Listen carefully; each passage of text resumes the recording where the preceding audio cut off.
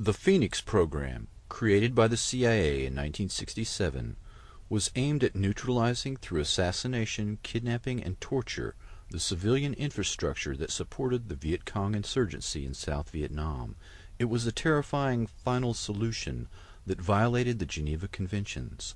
The Phoenix program's civilian targets of assassination were Viet Cong tax collectors, supply officers, political cadre, local military officials, and suspected sympathizers.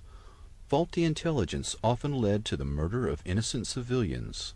Rival Vietnamese would report their enemies as VC in order for U.S. troops to kill them. In 1971, William Colby, head of the CIA in Vietnam, testified the number killed was 20,000. South Vietnamese government figures were 40,000 dead. CIA officer Ted Shackley managed 600 military and 50 CIA liaison officers who were working with South Vietnamese officers in 44 provinces. Ted Shackley and Robert Comer played key roles in recruiting Phoenix program personnel. Many covert action officers were Cuban refugees from the Bay of Pigs fiasco. They ran the CIA's counter-terror teams, which were in fact assassination squads. Colby, Comer, and Shackley reported to the Director of Central Intelligence, Richard Helms, and the White House. From the beginning, the Phoenix program was conceived by the White House and supported by the CIA. Phoenix called for neutralizing 1,800 targets a month. About one-third of VC targeted for arrest were summarily executed. Green Berets and Navy SEALs would assassinate suspected VC sympathizers or cadre, as well as South Vietnamese collaborators and double agents. In 1982, an ex-Phoenix operative revealed that sometimes orders were given to kill U.S. military personnel who were considered security risks. He suspects the orders came not from division, but from a higher authority, such as the CIA or the Office of Naval Intelligence. The following testimony of Vincent Okamoto, combat officer lieutenant in Vietnam in 1968 and recipient of the Distinguished Service Cross, the second highest award conferred by the U.S. Army, wounded 3 times. Quote, "The problem was, how do you find the people on the blacklist? It's not like you had their address and telephone number. The normal procedure would be to go into a village and just grab someone and say, 'Where's Win so-and-so?'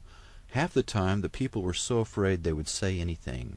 Then a Phoenix team would take the informant, put a sandbag over his head, poke out 2 holes so he could see, put como wire around his neck like a long leash, and walk him through the village and say, 'When we go by Win's house, scratch your head.' Then that night Phoenix would come back, knock on the door, and say, 'April Fool, motherfucker.' Whoever answered the door would get wasted. As far as they were concerned, whoever answered was a communist, including family members. Sometimes they'd come back to camp with ears to prove that they killed people."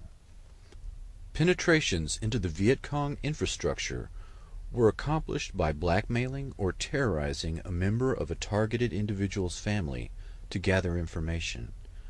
Every Vietnamese 15 and over had to register and carry an identity card. These records were computerized and evolved into a highly computerized and statistical means of generating 1,800 names a month for the target list and coordinating this information on suspects from 30,000 plus informants. When the Strategic Hamlet program failed, CIA and military intelligence concentrated on the Phoenix program, a terror campaign aimed at the civilian population. Instead of winning hearts and minds, using the threat of assassination and a state of terror to defeat the North Vietnamese. Many non-political Vietnamese were arrested and tortured and in effect forced into the resistance army. Phoenix program architect Robert Comer, after leaving the Pentagon, said, quote, "I would have done a lot of things differently and been more cautious about getting us involved." He called the war a strategic disaster which cost us 57,000 lives and $500 billion. The Vietnam War was the formative experience for a generation of CIA and military intelligence personnel involved in the Phoenix program. They viewed the military defeat in Vietnam as a betrayal on the home front, a loss of will by domestic political enemies, not a military failure against a nationalistic revolution fought as a guerrilla war. The Phoenix program, assassinating suspected VC sympathizers in a systematic manner, worked well and is the blueprint for the current black operation targeting thousands of loyal Americans using state-of-the-art microwave and radio frequency radiation weapons. The motivation to suppress domestic dissidents and to assassinate loyal American opposition stems from the perception of dissent against the war as treason. This philosophy is stated very clearly in the Mind War paper written by NSA General Michael Aquino.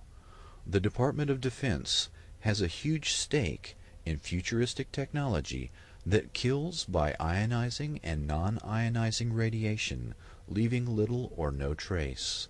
The indiscriminate killing of the Phoenix program continues on American soil. The terms soft kill, slow kill, and silent kill refer to the new way of killing the enemy in conflicts short of war and the small wars of the future. The counterinsurgency doctrine has now been applied to the home front so that the perceived betrayal of the military in Vietnam will not be repeated. The generation of CIA and military intelligence led by Shackley, Helms, Casey, Abrams, Singlab, Secord, John B. Alexander, Michael Aquino, Paul Vallely, and others have built the perfect beast, using selective assassination that leaves no trace. The ability to cull the human herd with silent kill technology allows a few personalities to remake the entire society in their own image. Extremely low frequency technology slowly drives the target crazy with silent sound, similar to the CIA MKUltra psychiatrist Ewan Cameron's psychic driving technique used to break down the target's personality. The new buzzwords at the Pentagon are synthetic telepathy and psychotronics. Another means of attack on targets is the Smirnov patent that uses subliminal suggestion to manipulate human behavior. This patent was purchased by the remote viewing company Scitech Corporation. Military intelligence officers involved in developing these non-lethal weapons include Alexander, Aquino, Puthoff, and others, also control Scitech. Emotional manipulation is accomplished using Dr. Michael Persinger's work to remotely project emotional states that the brain entrains or locks onto and emulates. One can broadcast rage or fear at an individual target to manipulate and control them. As if these methods were not enough to torture and murder people, add to this nightmarish toolbox active gang stalking. CIA-created cults and other cause-oriented groups are used to induce further trauma in the target by actively harassing them in public in a neutralization technique described in counterintelligence operations manuals that are aimed at enemy agents. In the race to develop a new weapon, it has always been necessary to test it on human beings. Perfecting the latest weapons designed to kill slowly and silently, as well as perfecting the process of controlling the human mind, are no different. Once the weaponry has been perfected on these few thousand people, the same techniques will be applied en masse to the general population, and then to humanity as a whole.